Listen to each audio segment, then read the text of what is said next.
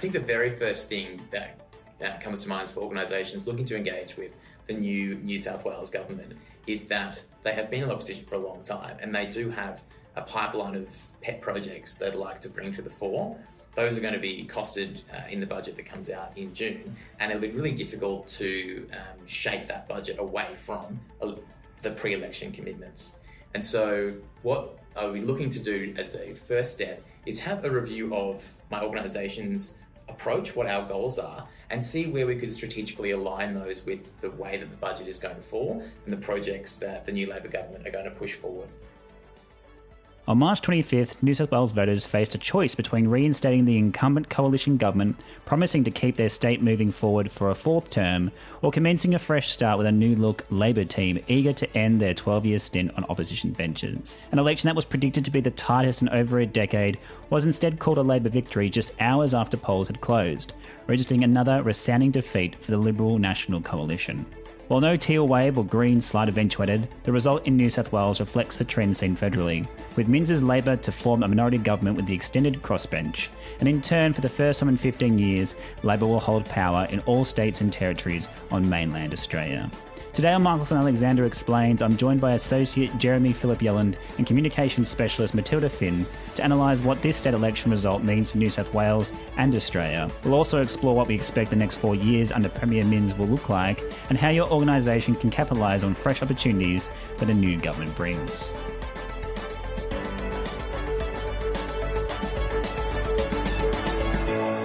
So today we're going to break down the podcast into two parts.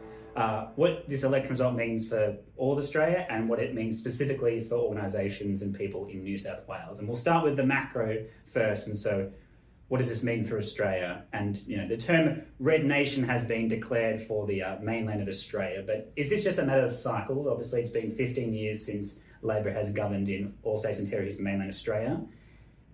Is this just the nature of the beast? Or is there something else at play for each of the two major parties, that being Liberal and Labor?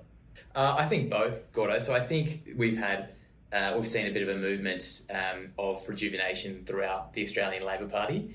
There were some tricky years for the party, especially in the Rudd-Gillard years that's across the country, and focusing in on New South Wales. There was a lot of trouble towards the end of 2010-11 and the last Labor government, and I think there was a significant tarnishing of the Labor brand.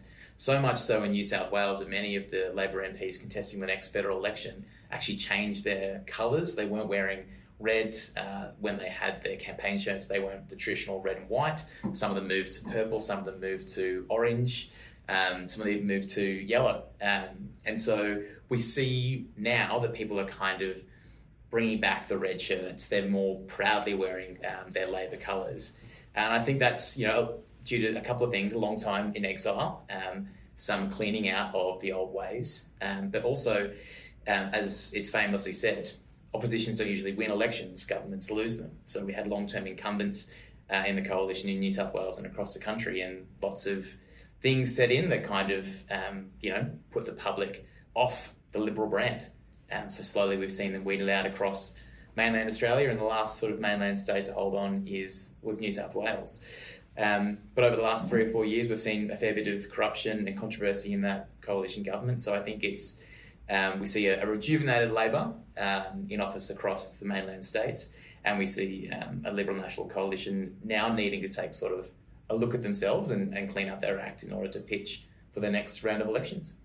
And so, Tilly, from your research, how has the Liberal Party gone about approaching this, both since the federal election loss, but also since New South Wales lost as well? New South Wales has been a Liberal stronghold now for 12 years, which is a significant amount of time to have one party in government. And I think this is now showing that they're the final state on the mainland to fall to Labor. And I think we're now seeing a Liberal Party that, frankly, what we saw at the 2022 election is not changing. We're seeing a party that is very out of touch with the majority of electorates across Australia and doesn't seem to want to change their policies in order to get back in government, because they're now in exile.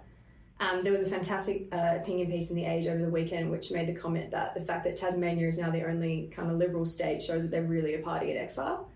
And Peter Dutton is now making the Liberals the natural party of opposition. I think a lot of people aren't super happy with the way the direction he's taking the party. And I should say that this doesn't feel like a temporary change in Australian politics. This feels like a real environmental shift.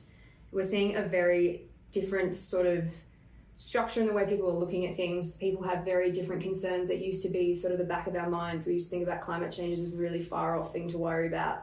A lot of minor issues, whether it was in social welfare or areas like that, it's now sort of come to the forefront of politicians, and politicians are kind of going, well, unless you take that stance, a lot of people are not going to vote you in.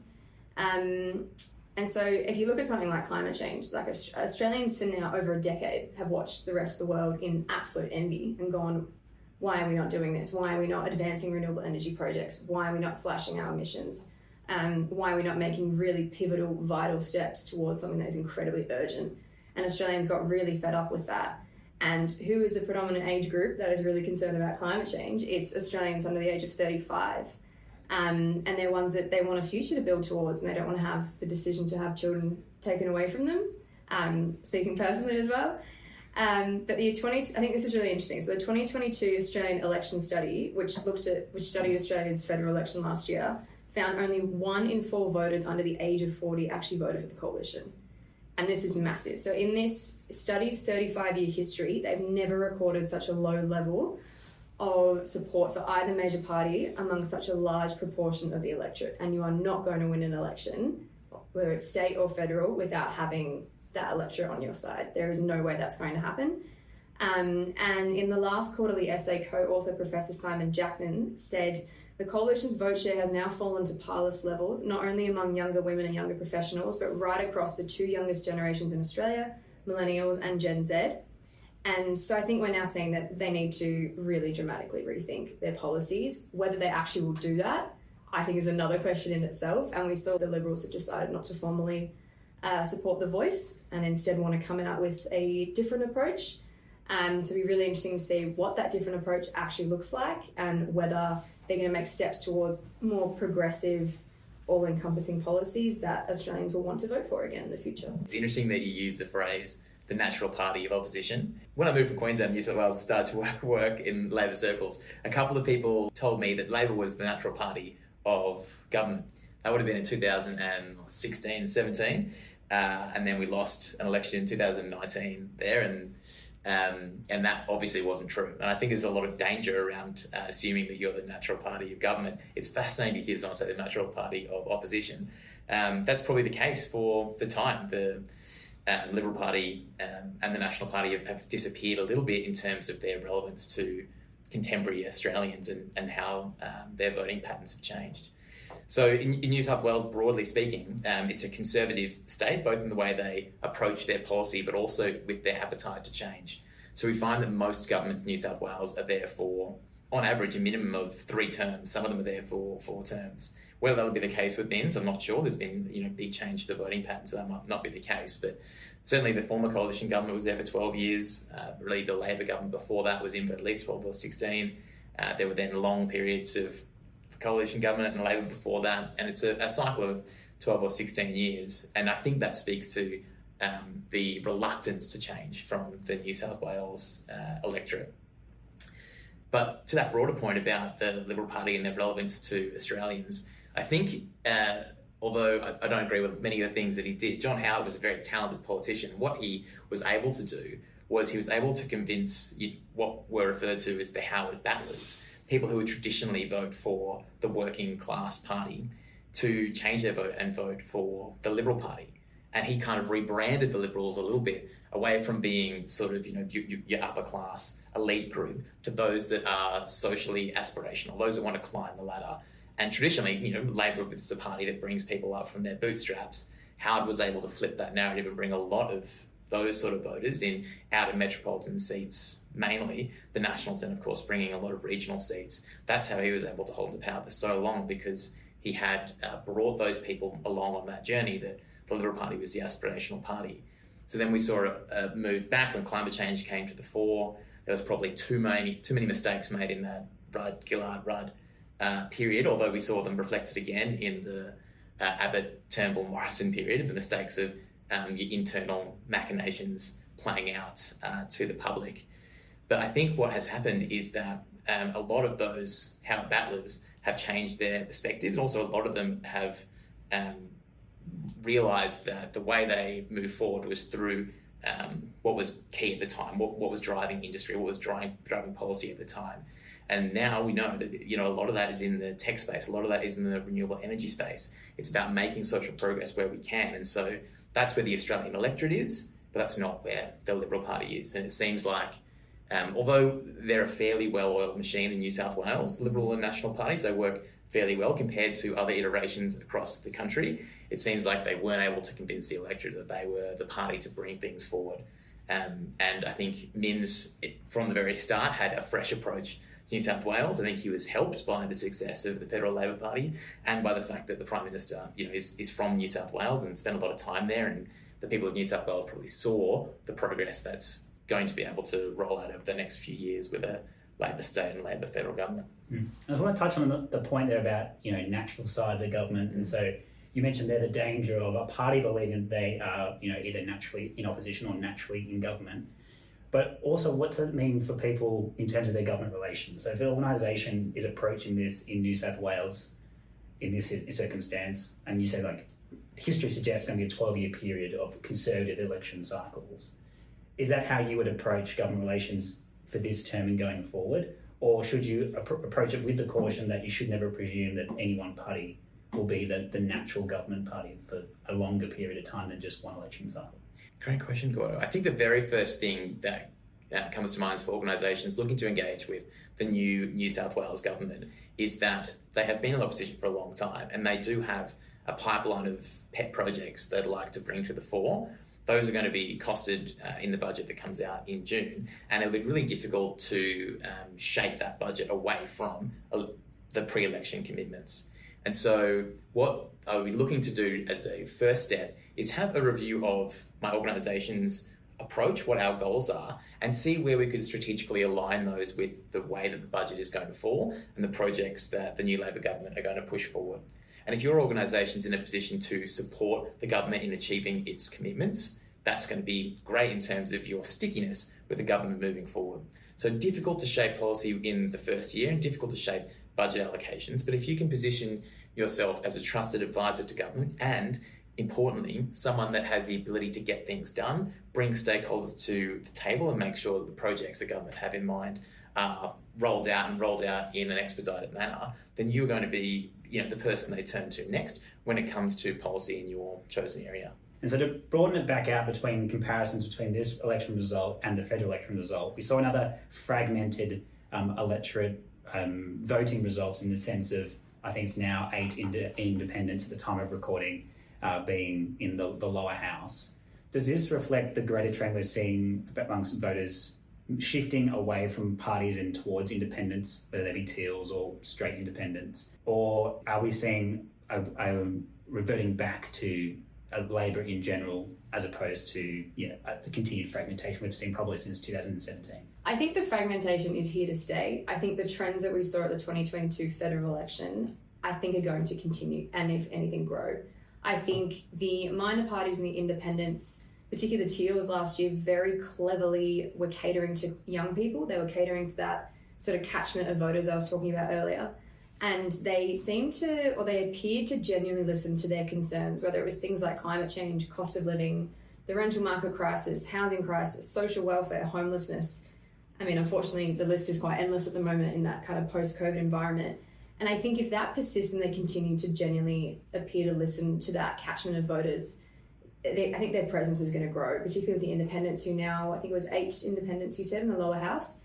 I think another sort of follow-up question to that, though, is fragmentation going to be dangerous, though? If the spread of the vote is going to be so vast and there's so many different areas, are the election results going to be so fine that we're not quite sure what the public actually is leaning towards, or what are the main issues that they're worried about if the fragmentation is so vast? I'm not sure. Yeah, I don't disagree. I think there is an independent movement. I think, you might go back to Helen Haynes in Indi. She won a tough election and she was a wonderful local member. And on the national stage, people were able to see that independents could get things done and they could partner with government. There was also the Gillard government, even before that, was supported by independents. And they were able to move a lot of legislation through. I think that was a record government in terms of how much legislation went through the House. And for those electorates that were supported by independents, they had a stronger hand at the decision table than they would have otherwise if they were represented by either a member of the government or a member of the opposition, because the independents' vote was tied to the passage of that legislation. In New South Wales, it's going to be really interesting to see how the Labor government interact with the 8 independents and how they format themselves. Will that be a voting bloc that's put together? So 3 of the independents from regional New South Wales are former Shooter, Fisher, Farmer party members. That party has done a lot of blowing itself up and undoing the thread in the last sort of year or so. And so we now have 3 independents that have done a great job serving their communities, who are now less hamstrung by any party line when it comes to legislation. And it'll be really interesting to see the role that they play and the focus that gets given to regional New South Wales. The flow-on effect of that is that those members have won seats at the last election in 2019 off National Party MPs, and these are, previously the safest national seats there are in far western New South Wales. We're talking about seats like Barwon, which is about the size of Germany. And Roy Butler, who's named the local member, he has worked brilliantly, has the respect of all key stakeholders of the previous government, the coalition, and of incoming government. So it'll be complex to win that seat back for the Nationals, and it'll be interesting to see whether that independent flow stretches across far western New South Wales.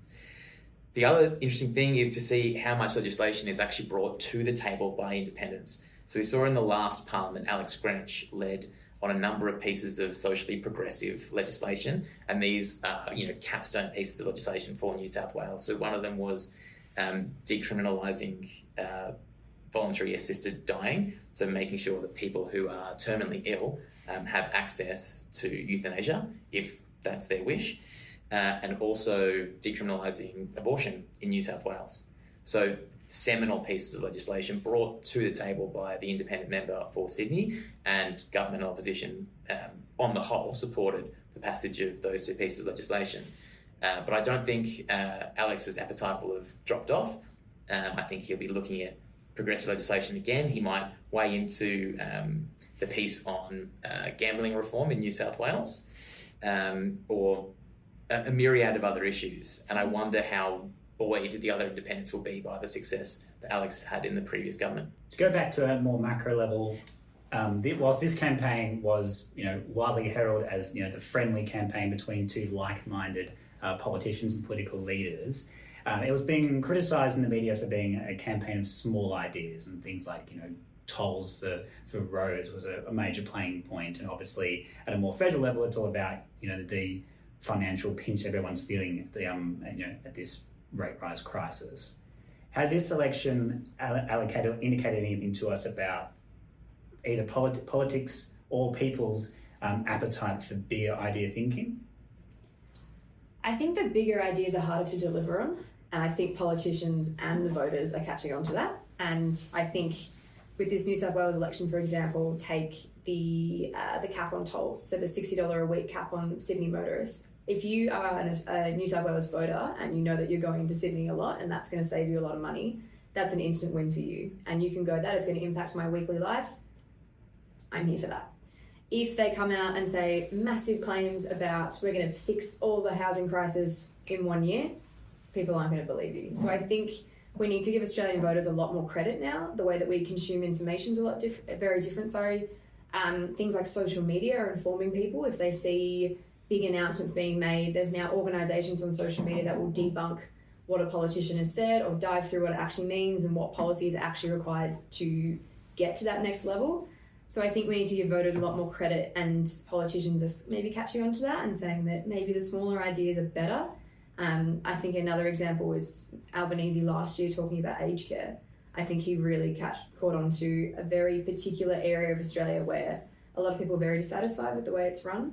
I'm not saying aged care is a small issue at all. Obviously it was massive. And getting bigger over the next getting decade. bigger. But I think it was quite clever for Albanese to kind of get ahead of that and tap into something that affects a relatively minute amount of the population, but a lot of people at the same time. So I don't think it's the end of big ideas. I think it's less realistic if you make a big outlandish claim that you can do something. If you can deliver it within 4 years of government, that's another question as well. Yeah, that's a great point. The tolls thing is interesting. It's a issue of minutiae. It's a small issue, but it also speaks to larger issues, especially in the seats that Labor had to target in order to win, mainly across the belt of Western Sydney. So some of the tolls in Sydney are $7.80, $8.20 per trip, and a lot of the users of these toll roads are moving around for work during the day, and so you might incur 5, 6, 7 tolls per day, and so you may actually be at that $60 mark on Monday by the end of the day, or it could be midday on Tuesday. So that is a significant thing to have what is essentially from Tuesday afternoon through to the weekend, when the week resets on Sunday night or whenever it is, as being toll free. So it's a significant thing in terms of the take-home income for people who are using those tolls a lot. The previous government invested a lot of money in toll roads, in public-private partnerships, and not a lot in public transport. And so that actually pushed people to use these tunnels. And don't get me wrong, some of them are fantastic and they're really quick and they get you out of the gridlock. But another way of investing to get out of that gridlock is to take people off the road and put them into trains or onto ferries or light rails if you need to, or buses that you can power either by green hydrogen or via electricity. So there are other solutions outside of tolls, but until we get the decades to put those into place, then capping that expenditure is really important. And it also not only speaks to the seats that are most affected and that were going to be strategically important in order to win government, but it also speaks to the way that Labor is looking to govern and the policies that it's looking to roll out over its stint in government. So I agree with you, Tilly, that big commitments are probably out the door because they're hard to deliver on, mainly because you can't predict what happens in the future. So it was really hard to predict that we'd have this little pandemic over the last few years, and that threw a couple of spanners in the works as to how much money state and federal governments had to spend on their major projects. Financial crises do the same, droughts will do the same, floods will do the same. We tend to have a couple of those in Australia over a term of government, and so it is actually hard to commit properly to a project and then fund it within the parameters that you'd set pre-election. But what Minns has done successfully is he's put big vision out there without necessarily committing to something that he's going to deliver. So a large narrative has been about, in the election campaign, has been about making things in New South Wales. Minns is talking about advanced manufacturing. He's talking about investing in jobs in New South Wales and in skills and training and education. But he's doing it in a way that doesn't put a cost next to it. And he can bring people along with the idea of making things here. The previous government have been helpful in a few blunders in things that they've bought from overseas, trains and light rails that didn't fit the tracks. There was a case of some ferries that go up the Parramatta River that were a little bit too high, and at high tide, if you were on the top deck, you're at risk of being decapitated as you go under a bridge. So a couple of these big gaffes were helpful in terms of the campaigning material the Labor Party had, but also the idea of bringing things back to New South Wales, investing in people in our state, is something that you can commit to and bring people, the public, along with the journey, but you don't have to say, by the way, it's going to cost us $72 billion across 3 years. Just going back to what you said about, it's had a huge drought season and flooding season in New South Wales. I was quite taken back that there wasn't more climate talk in the lead up to the election. I mean, there was talk about returning the state kind of electricity corporation, same as in Victoria, but it's all going to be very heavily dependent on private relationships and the private sector delivering all of that. I was quite surprised that there wasn't more talk about climate policies, considering that the northern rivers were completely taken out by flooding, completely upheaved so many people's lives, and it just seemed that the policy was very corridored into certain avenues, and we didn't get, like you said, big statements about climate. I was really quite surprised by that. I don't know about you. Yeah, and it's interesting that climate's an issue that's not going to go away, rightfully so. But it potentially wasn't an issue that the state, either party of state government, thought that they were going to be able to solve, and so it was left to the side. And interesting, Gordon, at the start we were talking about an election between two people that, at least on the surface level, seem quite similar in terms of former Premier Perrottet and now Premier Minns, in that they're both relatively tall men in their, maybe Perrottet's 39 or 40, Minns must be between 40 and 45. So they're similar people. They both grew up in Sydney. They actually, interestingly enough, both have a religious background. And so we have similar people running for Premier. And so what that kind of did is take out the personality that we've seen dominate so many elections previously. I think if we look back to the previous election, Premier Berejiklian was so popular. She became even more popular after that election through the way that she managed the COVID crisis in New South Wales.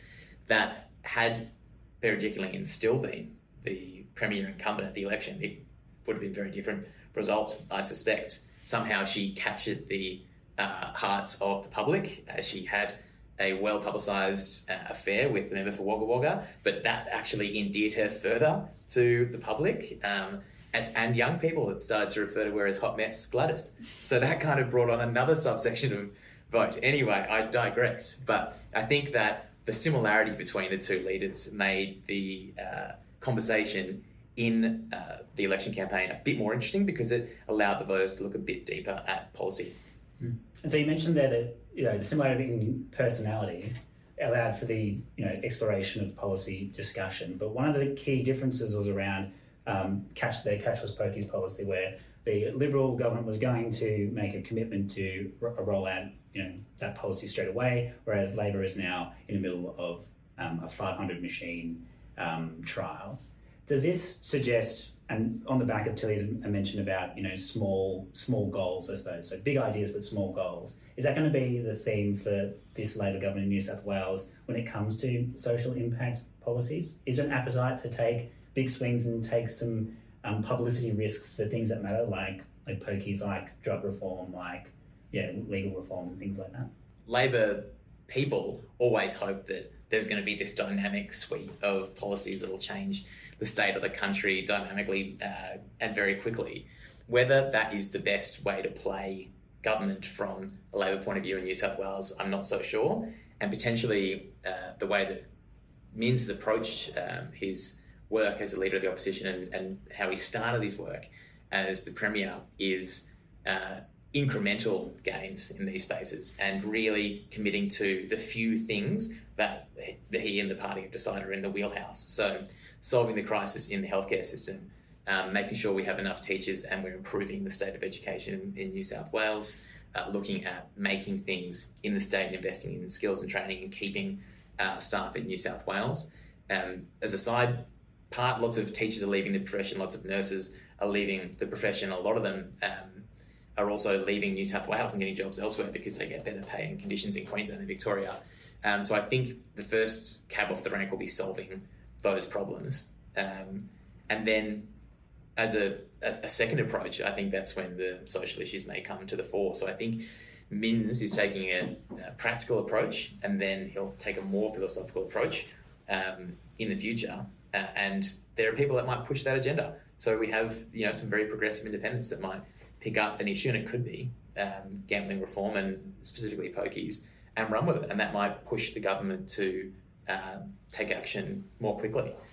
But yeah, that'll be interesting to see play out over the next year as the normal sort of rhythm of government settles in, and we see which players are sort of willing to push the government forward on social reform.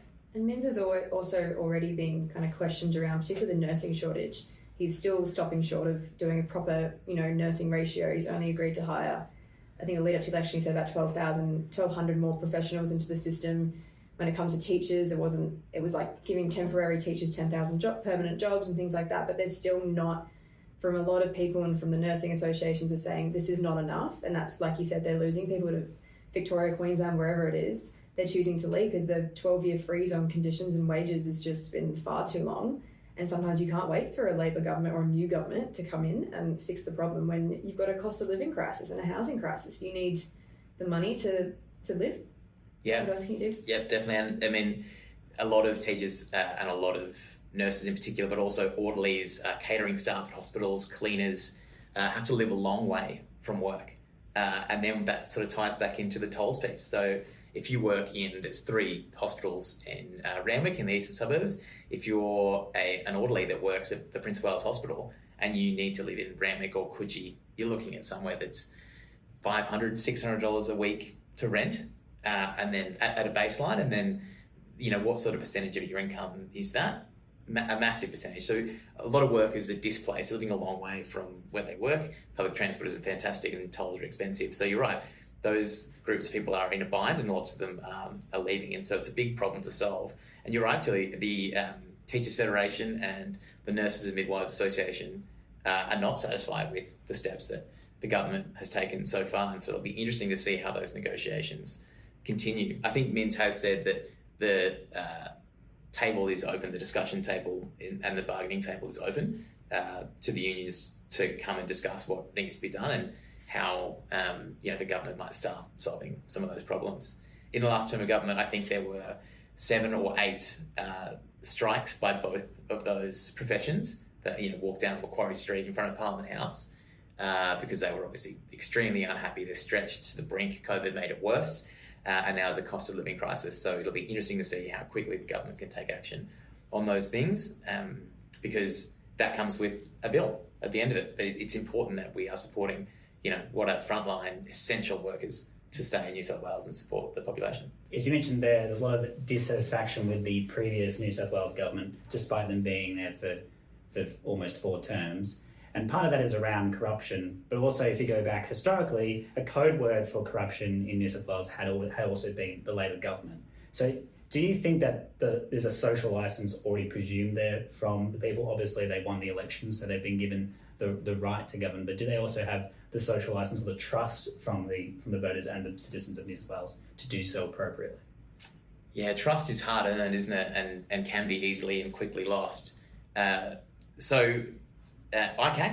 is often in the news in New South Wales and has been a lot over the last term of government. You're right, Gordo, it was Labor politicians that spent most of their time there in the early 2010s and also at the start of sort of the 2020s as well, to the point where a lot of MPs in fairly safe Labor seats were changing their colours from red when they went out to campaign to orange and purple and white and a few different colours so that they weren't immediately associated with the Labor Party. But in the last term of government, we've seen the coalition go down the same way. So we saw a lot of corruption that was surrounding the former Deputy Premier, John Barilaro. But the coalition have run into troubles with corruption in the last few years as well.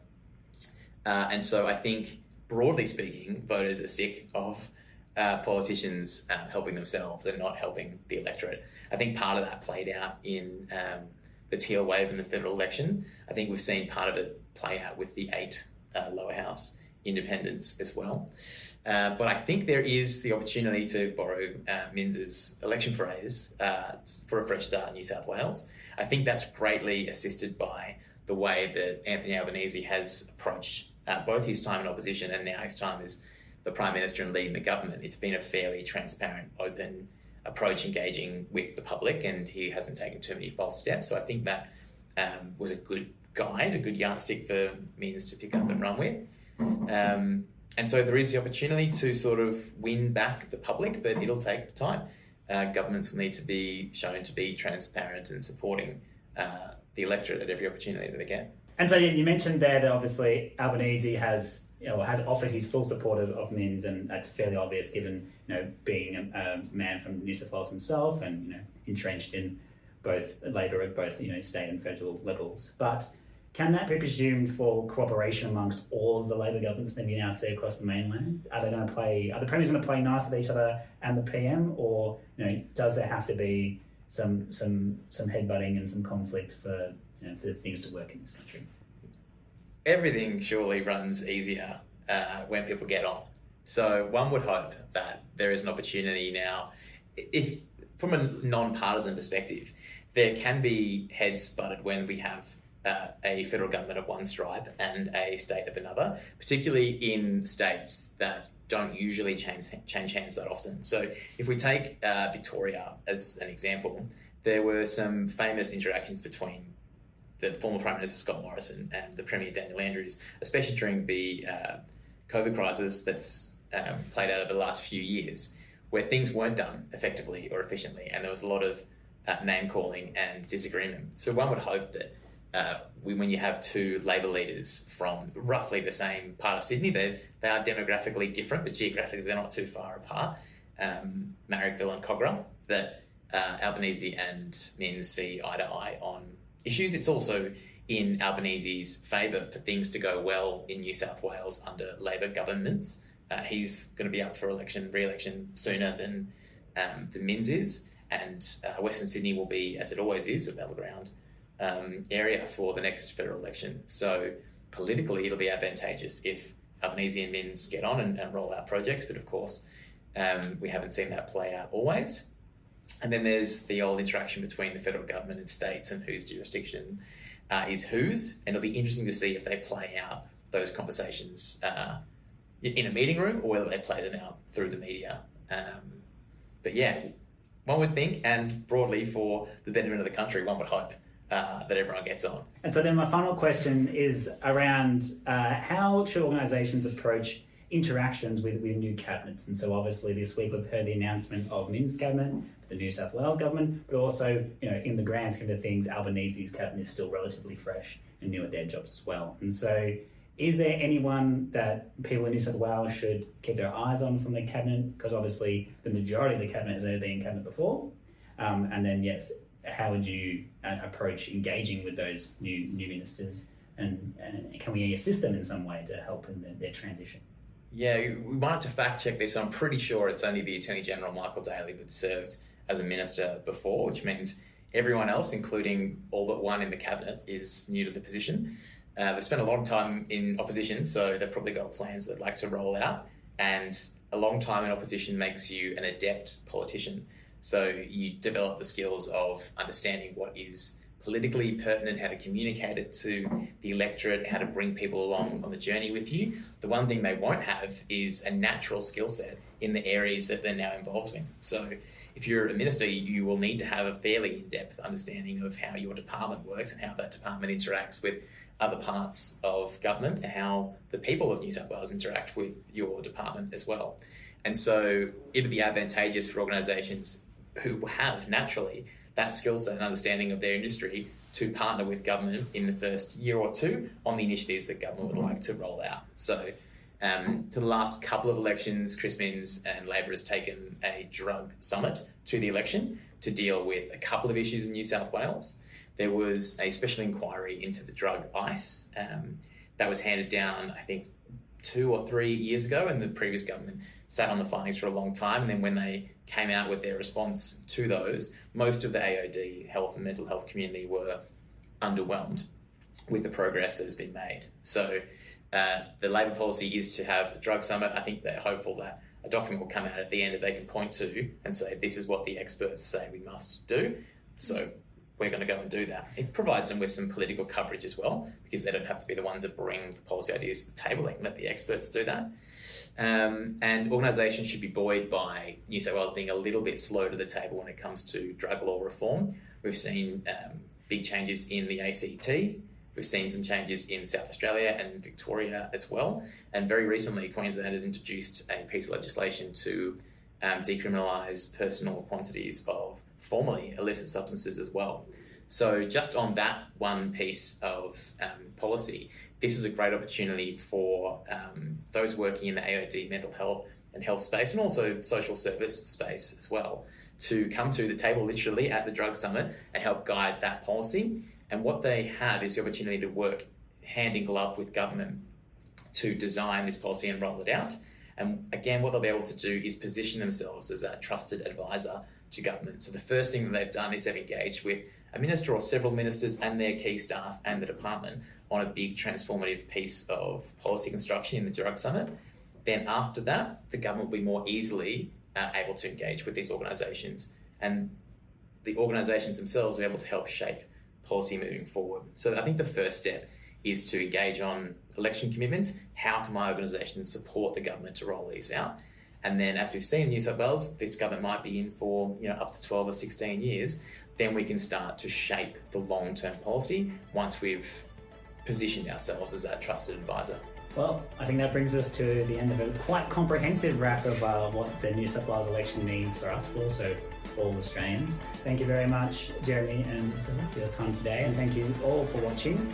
If you have any topics or themes you'd like us to explore on Michelson Alexander Explains, let us know in the comment section below, and don't forget to subscribe to our podcast via your podcast platform of choice or via our YouTube channel. Thank you very much for your time today.